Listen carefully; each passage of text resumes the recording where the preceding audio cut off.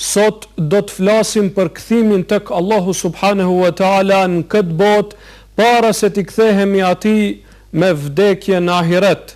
Do të flasim për kthimin tek Allahu i lartësuar me tobe dhe pendim të sinqert, me kërkim faljesh dhe me nënshtrim ndaj tij, para se të na arrijë momenti kur do t'i kthehemi atij, ndoshta pas zgjedhjen tonë, sepse do të jetë momenti i vdekjes. Andaj tema e sodit është shumë e rëndësishme, sepse ka të bëjë me një çështje esenciale për muslimanin, çështje esenciale për fenë dhe dinin e muslimanit. Do të flasim për atë se pse duhet t'i kthehet njeriu Zotit të tij dhe si duhet t'i kthehet njeriu Zotit të tij, sepse nëse nuk e bën njeriu këtë, nëse nuk mendon për këtë, nëse nuk vetëdijsohet për këtë, duke qenë në këtë botë, do t'i vijë vdekja e pastaj do të thojë, ashtu siç na tregon Allahu subhanahu wa taala në Kur'anin famlart, Rabbirji'un la'alli a'malu salihan fima tarakt.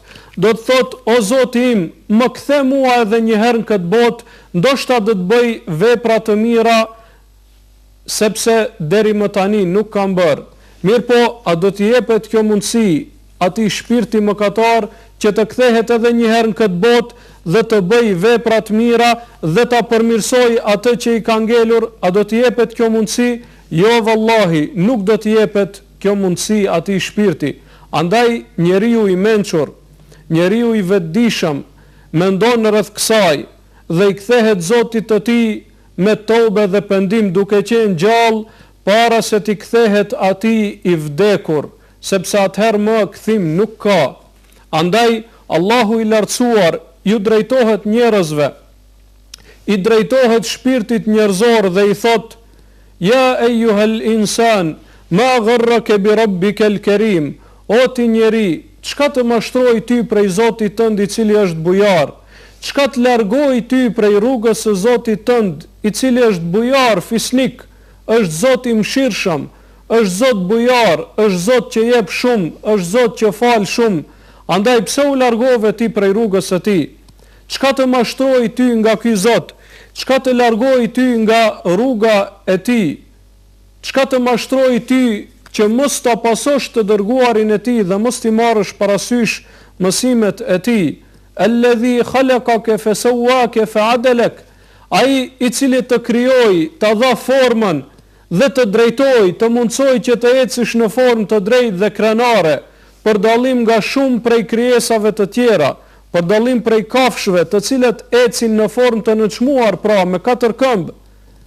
Allahu të drejtoi ty, të ngriti, të nderoi. Andaj çka të largoi ty prej Zotit tënd? Këtë pyetje po ja bën Allahu subhanahu wa taala njerëzve në Kur'anin famlart. Fi ayi suratin ma sha'a rakkabak. Ky Zot i cili të krijoi, të drejtoi dhe të formsoi në atë formë që ai dëshiroi, në formën më të mirë të mundshme, në formën më të bukur që edhe vetë njeriu sikur të mendonte, nuk do të kish mundësi që të del me një rezultat më të mirë apo me një formë më të mirë.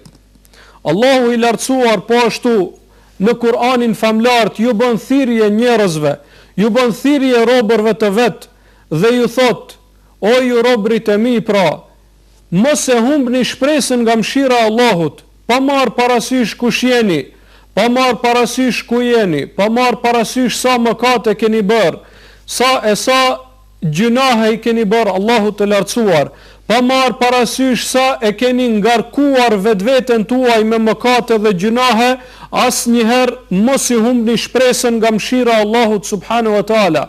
Asnjëherë mos e humbni shpresën nga mëshira e Allahut fuqiplot, sepse nëse i ktheheni atij me pendim, ai e pranon atë. Allahu i lartësuar thot: Kul ya ibadiy alladhina asrafu ala anfusihim la taqnatu min rahmatillah inna Allaha yaghfiru adh-dhunuba jami'a innahu huwal ghafurur rahim. O ju robërit e mi, të cilët e keni ngarkuar vetveten me shumë mëkate, mos e humbni shpresën nga mëshira e Allahut subhanahu wa taala, sepse Allahu i fal të gjitha mëkatet.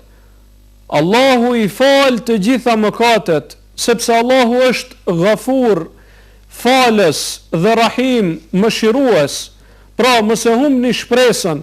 Nëse mëkatet tuaja të shumta, të cilat e keni bërë në të kaluarën, janë pengesa juaj për t'ju kthyer Zotit tuaj, atëherë dijeni se kjo në realitet nuk është pengesë për Allahun fuqiplot, dhe se ai ju thirr që ju t'i ktheheni atij me pendim.